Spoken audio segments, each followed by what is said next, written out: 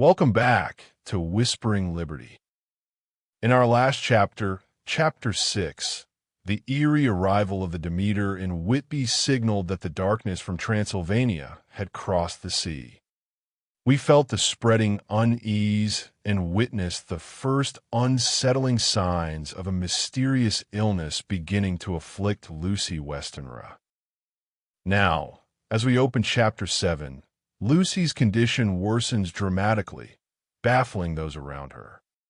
Mina, increasingly worried about her dear friend, continues to document these strange occurrences while also dealing with news concerning the whereabouts and state of Jonathan Harker, whose own ordeal we followed. The need for understanding, and perhaps intervention, grows desperate as conventional explanations fail. Listen closely as the mystery deepens around Lucy's strange ailment and the connection to the events across the sea begins to solidify. Join me now for Chapter 7 of Bram Stoker's Dracula. Chapter 7. Cutting from the Daily Graph, August 8th. Pasted in Mina Murray's journal. From a correspondent. Whitby. One of the greatest and suddenest storms on record has just been experienced here, with results both strange and unique. The weather had been somewhat sultry, but not to any degree uncommon in the month of August. Saturday evening was as fine as was ever known, and the great body of holidaymakers laid out yesterday for visits to Mulgrave Woods, Robin Hood's Bay, Rig Mill, Runswick, Staithes, and the various trips in the neighborhood of Whitby. The steamers Emma and Scarborough made trips up and down the coast, and there was an unusual amount of tripping both to and from Whitby. The day was unusually fine till the afternoon, when some of the gossips who frequent the East Cliff churchyard and from that commanding eminence watched the wide sweep of sea visible to the north and east, called attention to a sudden show of Mara's tails high in the sky to the northwest. The wind was then blowing from the southwest in the mild degree, which in barometrical language is ranked number 2, light breeze. The Coast Guard on duty at once made report, and one old fisherman, who for more than half a century has kept watch on weather signs from the East Cliff, foretold in an emphatic manner the coming of a sudden storm. The approach of sunset was so very beautiful, so grand in its masses of splendidly colored clouds, that there was quite an assemblage on the walk along the cliff in the old churchyard to enjoy the beauty. Before the sun dipped below the black mass of Kettleness, standing boldly athwart the western sky, its downward way was marked by myriad clouds of every sunset color flame, purple, pink, green, violet, and all the tints of gold, with here in their masses not large, but of seemingly absolute blackness, in all sorts of shapes, as well outlined as colossal silhouettes. The experience was not lost on the painters, and doubtless some of the sketches of the prelude to the great storm will grace the R.A. and R.I. Walls may next. More than one captain made up his mind then and there that his cobble, or his mule, as they termed the different classes of boats, would remain in the harbor till the storm had passed. The wind fell away entirely during the evening, and at midnight there was a dead calm, a sultry heat, and that prevailing intensity which, on the approach of thunder, affects persons of a sensitive nature. There were but few lights in sight at sea, for even the coasting steamers, which usually hug the shore so closely, kept well to seaward, and but few fishing boats were in sight. The only sail noticeable was a foreign schooner with all sails set, which was seemingly going westwards. The foolhardiness or ignorance of her officers was a prolific theme for comment while she remained in sight, and efforts were made to signal her to reduce sail in face of her danger. As idle as a painted ship upon a painted ocean. Shortly before 10 o'clock, the stillness of the air grew quite oppressive, and the silence was so marked that the bleating of a sheep inland or the barking of a dog in the town was distinctly heard, and the band on the pier, with its lively French air, was like a discord in the great harmony of nature's silence. A little after midnight came a strange sound from over the sea, and high overhead the air began to carry a strange, faint, hollow booming. Then, without warning, the tempest broke, with a rapidity which at the time seemed incredible, and even afterwards is impossible to realize. The whole aspect of nature at once became convulsed. The waves rose in growing fury, each overtopping its fellow, till in a very few minutes the lately glassy sea was like a roaring and devouring monster. White-crested waves beat madly on the level sands and rushed up the shelving cliffs. Others broke over the piers, and with their spume swept the lanterns of the lighthouses which rise from the end of either pier of Whitby harbor. The wind roared like thunder, and blew with such force that it was with difficulty that even strong men kept their feet or clung with grim clasp to the iron stanchions. It was found necessary to clear the entire piers from the mass of onlookers, or else the fatalities of the night would have been increased manifold. To add to the difficulties and dangers of the time, masses of sea fog came drifting inland white, wet clouds, which swept by in ghostly fashion, so dank and damp and cold that it needed but little effort of imagination to think that the spirits of those lost at sea were touching their living brethren with the clammy hands of death, and many a one shuddered as the wreaths of sea mist swept by. At times the mist cleared, and the sea for some distance could be seen in the glare of the lightning, which now came thick and fast, followed by such sudden peals of thunder that the whole sky overhead seemed trembling under the shock of the footsteps of the storm. Some of the scenes thus revealed were of immeasurable grandeur and of absorbing interest. The sea, running mountains high, threw skywards with each wave mighty masses of white foam, which the tempest seemed to snatch at and whirl away into space. Here, and there a fishing boat, with a rag of sail, running madly for shelter before the blast. Now and again the white wings of a storm-tossed seabird. On the summit of the east cliff the new searchlight was ready for experiment, but had not yet been tried. The officers in charge of it got it into working order, and in the pauses of the inrushing mist swept with it the surface of the sea. Once or twice its service was most effective, as when a fishing boat, with gunwale under water, rushed into the harbor, able, by the guidance of the sheltering light, to avoid the danger of dashing against the piers. As each boat achieved the safety of the port, there was a shout of joy from the mass of people on shore, a shout which for a moment seemed to cleave the gale and was then swept away in its rush. Before long the searchlight discovered some distance away a schooner with all sails set, apparently the same vessel which had been noticed earlier in the evening. The wind had by this time backed to the east, and there was a shudder amongst the watchers on the cliff as they realized the terrible danger in which she now was. Between her and the port lay the great flat reef on which so many good ships have from time to time suffered, and, with the wind blowing from its present quarter, it would be quite impossible that she should fetch the entrance of the harbor. It was now nearly the hour of high tide, but the waves were so great that in their troughs the shallows of the shore were almost visible, and the schooner, with all sails set, was rushing with such speed that, in the words of one old salt, she must fetch up somewhere, if it was only in hell.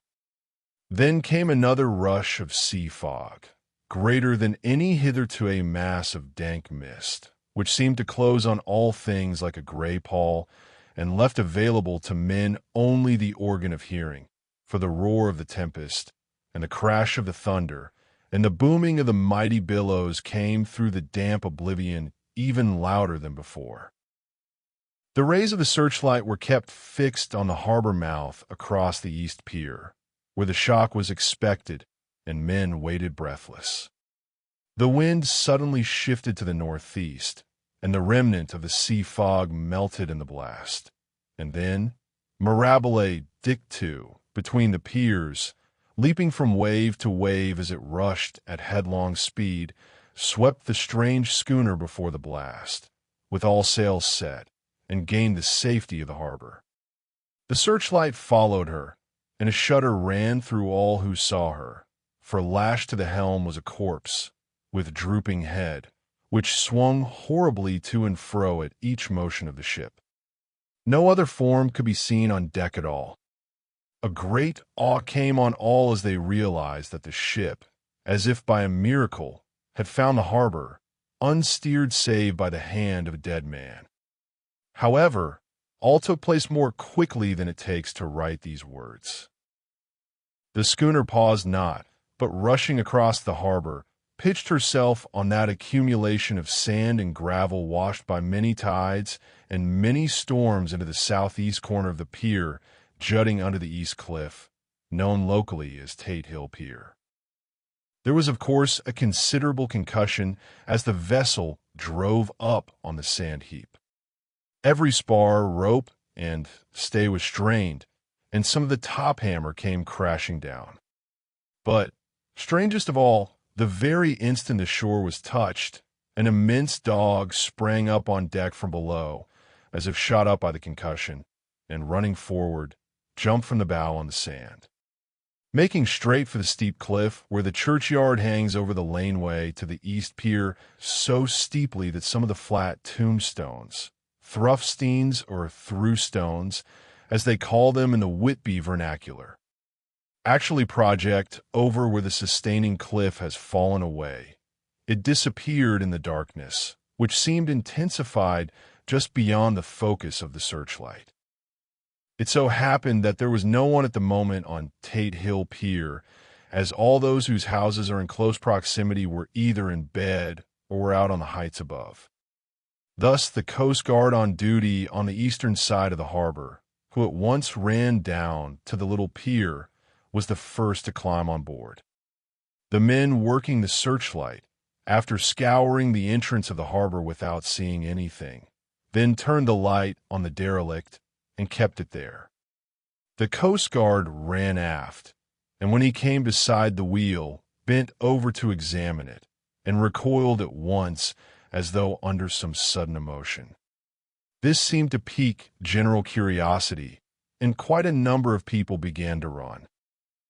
It is a good way round from the West Cliff by the drawbridge to Tate Hill Pier, but your correspondent is a fairly good runner and came well ahead of the crowd.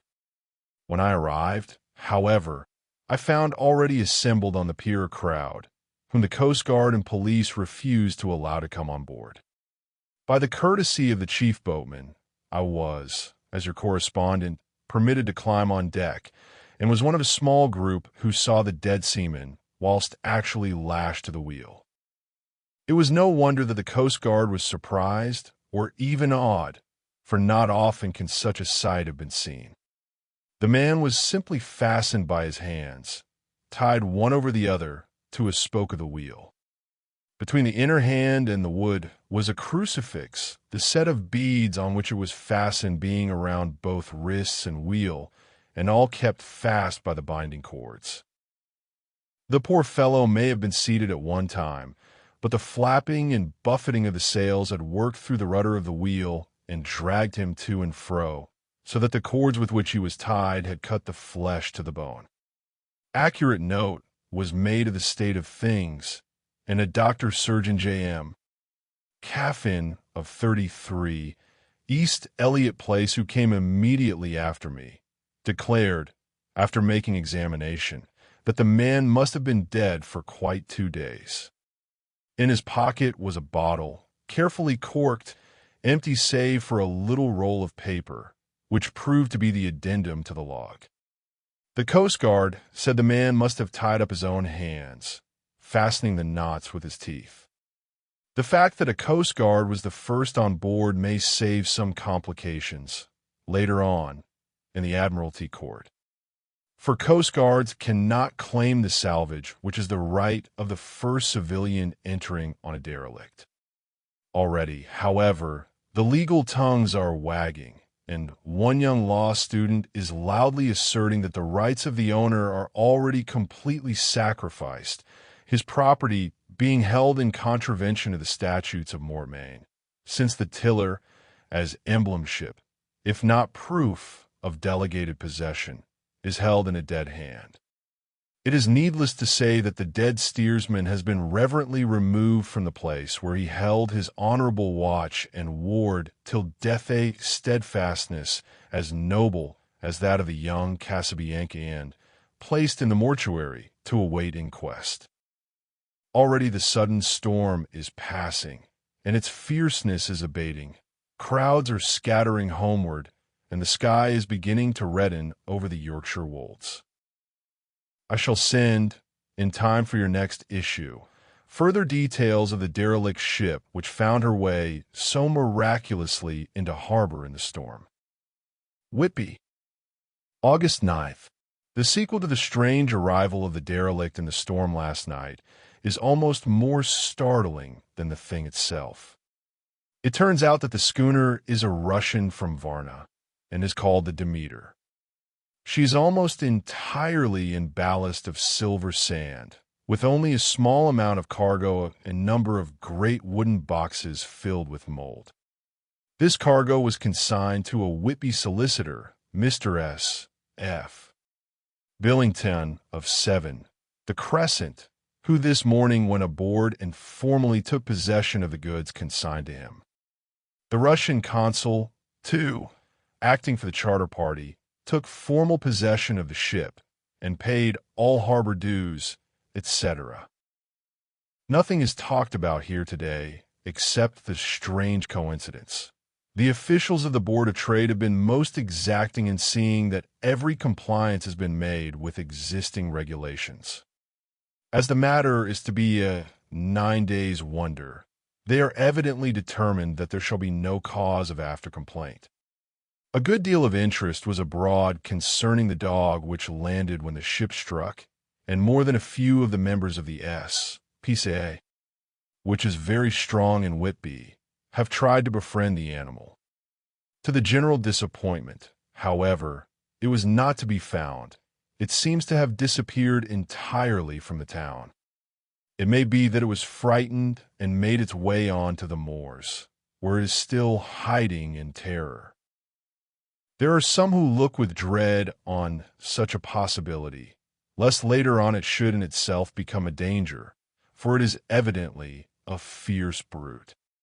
Early this morning a large dog, a half-bred mastiff belonging to a coal merchant close to Tate Hill Pier, was found dead in the roadway opposite to its master's yard. It had been fighting, and manifestly had had a savage opponent, for its throat was torn away, and its belly was slit open as if with a savage claw. Later, by the kindness of the Board of Trade Inspector, I have been permitted to look over the logbook of the Demeter, which was in order up to within 3 days, but contained nothing of special interest except as to facts of missing men. The greatest interest, however, is with regard to the paper found in the bottle, which was today produced at the inquest. And a more strange narrative than the two between them unfold it has not been my lot to come across. As there is no motive for concealment, I am permitted to use them, and accordingly send you a rescript, simply omitting technical details of seamanship and supercargo. It almost seems as though the captain had been seized with some kind of mania before he got well into blue water, and that this had developed persistently throughout the voyage. Of course, my statement must be taken cum grano, since I am writing from the dictation of a clerk of the Russian consul, who kindly translated for me, time being short. Log of the Demeter, Varna to Whitby. Written July 18th. Things so strange happening, that I shall keep accurate note henceforth till we land. On July 6th, we finished taking in cargo, silver sand, and boxes of earth. At noon set sail. East wind, fresh. Crew 5 hands. 2 mates, cook, and myself, captain. On July 11th, at dawn, entered Bosphorus. Boarded by Turkish customs officers. Bakshish. All correct. Underway at 4 p.m. On July 12th, through Dardanelles. More customs officers and flag boat of guarding squadron. Bakshish again. Work of officers thorough, but quick. Want us off soon.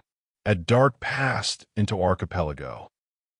On July 13th past Cape Matapan. Crew dissatisfied about something. Seemed scared, but would not speak out. On July 14th was somewhat anxious about crew. Men all steady fellows who sailed with me before. Mate could not make out what was wrong. They only told him there was something and crossed themselves. Mate lost temper with one of them that day and struck him. Expected fierce quarrel, but all was quiet. On July 16th, mate reported in the morning that one of crew, Petrovsky, was missing.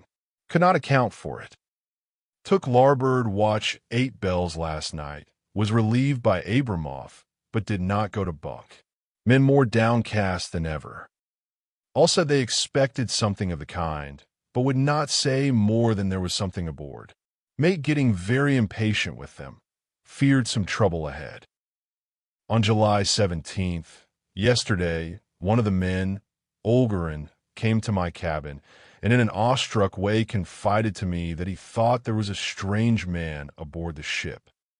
He said that in his watch he had been sheltering behind the deck house, as there was a rainstorm, when he saw a tall, thin man, who was not like any of the crew, come up the companionway and go along the deck forward and disappear. He followed cautiously, but when he got to bows found no one, and the hatchways were all closed. He was in a panic of superstitious fear, and I am afraid the panic may spread. To allay it, I shall today search entire ship carefully from stem to stern. Later in the day, I got together the whole crew and told them, as they evidently thought there was someone in the ship, we would search from stem to stern. First, mate angry, said it was folly, and to yield to such foolish ideas would demoralize the men. Said he would engage to keep them out of trouble with a handspike. I let him take the helm, while the rest began thorough search, all keeping abreast, with lanterns. We left no corner unsearched. As there were only the big wooden boxes, there were no odd corners where a man could hide. Men much relieved when search over, and went back to work cheerfully. First mate scowled, but said nothing. July 22nd.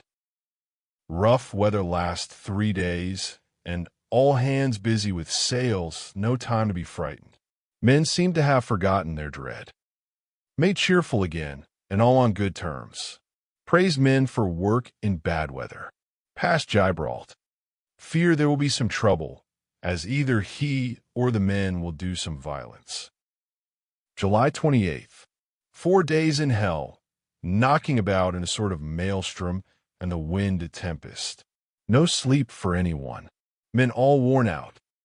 Hardly know how to set a watch, since no one fit to go on. Second mate volunteered to steer and watch, and let men snatch a few hours' sleep. Wind abating, seas still terrific, but feel them less, as ship is steadier. July 29th. Another tragedy. Had single watch tonight, as crew too tired to double. When morning watch came on deck, could find no one except steersman. Raised outcry, and all came on deck. Thorough search, but no one found. Are now without second mate, and crew in a panic. Mate and I agreed to go armed henceforth, and wait for any sign of cause. July 30th. Last night. Rejoice we are nearing England. Weather fine, all sails set. Retired worn out, slept soundly, awaked by mate telling me that both man of watch and steersman missing. Only self and mate and 2 hands left to work ship. August 1st. 2 days of fog and not a sail sighted. Had hoped when in the English Channel to be able to signal for help or get in somewhere. Not having power to work sails, have to run before wind. Dare not lower, as could not raise them again. We seem to be drifting to some terrible doom. Mate now more demoralized than either of men. His stronger nature seems to have worked inwardly against himself. Men are beyond fear, working stolidly and patiently, with minds made up to worst. They are Russian, he Romanian. August 2nd, midnight. Woke up from few minutes' sleep by hearing a cry, seemingly outside my port. Could see nothing in fog. Rushed on deck and ran against mate. Tells me heard cry and ran, but no sign of man on watch. One more gone. Lord, help us. Mate says we must be past Straits of Dover, as in a moment of fog lifting he saw North Foreland just as he heard the man cry out. If so, we are now off in the North Sea, and only God can guide us in the fog, which seems to move with us, and God seems to have deserted us. August 3rd. At midnight, I went to relieve the man at the wheel, and when I got to it found no one there. The wind was steady, and as we ran before it, there was no yawing. I dared not leave it, so shouted for the mate. After a few seconds, he rushed up on deck in his flannels. He looked wild-eyed and haggard, and I greatly fear his reason has given way. He came close to me and whispered hoarsely, with his mouth to my ear, as though fearing the very air might hear. It is here. I know it now. On the watch last night, I saw it like a man, tall and thin and ghastly pale. It was in the bows and looking out. I crept behind it and gave it my knife, but the knife went through it, empty as the air. And as he spoke, he took his knife and drove it savagely into space. Then he went on, "But it is here, and I'll find it. It is in the hold, perhaps in one of those boxes. I'll unscrew them one by one and see. You work the helm." And, with a warning look and his finger on his lip, he went below. There was springing up a choppy wind, and I could not leave the helm. I saw him come out on deck again with a tool chest and a lantern and go down the forward hatchway. He is mad, stark, raving mad, and it's no use my trying to stop him. He can't hurt those big boxes. They're invoiced as clay, and to pull them about is as harmless a thing as he can do. So here I stay, and mind the helm, and write these notes. I can only trust in God and wait till the fog clears. Then if I can't steer to any harbor with the wind, that is, I shall cut down sails and lie by, and signal for help. It is nearly all over now. Just as I was beginning to hope that the mate would come out calmer, for I heard him knocking away at something in the hold. And work is good for him. There came up the hatchway a sudden, startled scream, which made my blood run cold. And up on the deck he came as if shot from a gun, a raging madman, with his eyes rolling and his face convulsed with fear. "Save me! Save me!" he cried, and then looked round on the blanket of fog. His horror turned to despair, and in a steady voice he said, "You had better come to, Captain, before it is too late. He is there. I know the secret now. The sea will save me from him, and it is all that is left." Before I could say a word, or move forward to seize him, he sprang on the bulwark and deliberately threw himself into the sea. I suppose I know the secret too now. It was this madman who had got rid of the men one by one, and now he has followed them himself. God help me! How am I to account for all these horrors when I get to port? When I get to port, will that ever be? August 4th. Still fog, which the sunrise cannot pierce. I know there is sunrise because I am a sailor, why else I know not. I dared not go below, I dared not leave the helm. So here all night I stayed, and in the dimness of the night I saw it him. God forgive me, but the mate was right to jump overboard. Break time equals 0. 3s / it was better to die like a man. To die like a sailor in blue water no man can object. But I am captain, and I must not leave my ship.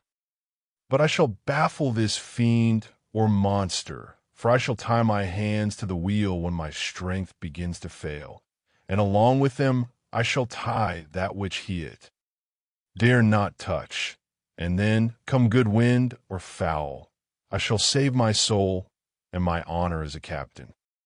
I am growing weaker, and the night is coming on. If he can look me in the face again, I may not have time to act. If we are wrecked, mayhap this bottle may be found, and those who find it may understand. If not, well, then all men shall know that I have been true to my trust. God and the blessed Virgin and the saints help a poor, ignorant soul trying to do his duty. Of course, the verdict was an open one. There is no evidence to adduce, and whether or not the man himself committed the murders, there is now none to say. The folk here hold almost universally that the captain is simply a hero, and he is to be given a public funeral. Already, it is arranged that his body is to be taken with a train of boats up the Esk for a piece, and then brought back to Tate Hill Pier and up the Abbey steps, for he is to be buried in the churchyard on the cliff. The owners of more than 100 boats have already given in their names as wishing to follow him to the grave. No trace has ever been found of the great dog, at which there is much mourning, for with public opinion in its present state, he would, I believe, be adopted by the town. Tomorrow will see the funeral, and so will end this one more mystery of the sea. Mina Murray's Journal. August 8th. Lucy was very restless all night, and I, too, could not sleep. The storm was fearful, and as it boomed loudly among the chimney pots, it made me shudder. When a sharp puff came, it seemed to be like a distant gun. Strangely enough, Lucy did not wake, but she got up twice and dressed herself. Fortunately, each time I awoke in time and managed to undress her without waking her, and got her back to bed. It is a very strange thing, this sleepwalking, for as soon as her will is thwarted in any physical way, her intention, if there be any, disappears, and she yields herself almost exactly to the routine of her life. Early in the morning we both got up and went down to the harbor to see if anything had happened in the night. There were very few people about, and though the sun was bright, and the air clear and fresh, the big, grim-looking waves that seemed dark themselves because the foam that topped them was like snow, forced themselves in through the narrow mouth of the harbor like a bullying man going through a crowd. Somehow I felt glad that Jonathan was not on the sea last night, but on land. But oh, is he on land or sea? Where is he, and how? I am getting fearfully anxious about him. If I only knew what to do, and could do anything. August 10th. The funeral of the poor sea captain today was most touching. Every boat in the harbor seemed to be there, and the coffin was carried by captains all the way from Tate Hill Pier up to the churchyard. Lucy came with me, and we went early to our old seat, whilst the cortege of boats went up the river to the viaduct and came down again. Break time equals 0. 3s / we had a lovely view and saw the procession nearly all the way. The poor fellow was laid to rest quite near our seat, so that we stood on it when the time came and saw everything. Poor Lucy seemed much upset. She was restless and uneasy all the time, and I cannot but think that her dreaming at night is telling on her. She is quite odd in one thing. She will not admit to me that there is any cause for restlessness, or if there be, she does not understand it herself. There's an additional cause in that poor old Mr. Swales was found dead this morning on our seat, his neck being broken. He had evidently, as the doctor said, fallen back in the seat in some sort of fright, for there was a look of fear and horror on his face that the men said made them shudder. Poor dear old man. Perhaps he had seen death with his dying eyes. Lucy is so sweet and sensitive that she feels influences more acutely than other people do. Just now she was quite upset by a little thing which I did not much heed, though I am myself very fond of animals. One of the men who came up here often to look for the boats was followed by his dog. The dog is always with him. They are both quiet persons, and I never saw the man angry, nor heard the dog bark. During the service the dog would not come to its master, who was on the seat with us, but kept a few yards off, barking and howling. Its master spoke to it gently, and then harshly, and then angrily, but would neither come nor cease to make a noise. It was in a sort of fury, with its eyes savage, and all its hairs bristling out like a cat's tail when puss is on the warpath. Finally the man, too, got angry, and jumped down and kicked the dog, and then took it by the scruff of the neck and half dragged and half threw it on the tombstone on which the seat is fixed. The moment it touched the stone, the poor thing became quiet and fell all into a tremble. It did not try to get away, but crouched down, quivering and cowering, and was in such a pitiable state of terror that I tried, though without effect, to comfort it. Lucy was full of pity too, but she did not attempt to touch the dog, but looked at it in an agonized sort of way. I greatly fear that she is of too supersensitive a nature to go through the world without trouble. She'll be dreaming of this tonight, I am sure. The whole agglomeration of things, the ship steered into port by a dead man, his attitude, tied to the wheel with a crucifix and beads, the touching funeral. The dog, now furious and now in terror, will all afford material for her dreams. I think it will be best for her to go to bed tired out physically, so I shall take her for a long walk by the cliffs to Robin Hood's Bay and back. She ought not to have much inclination for sleepwalking then.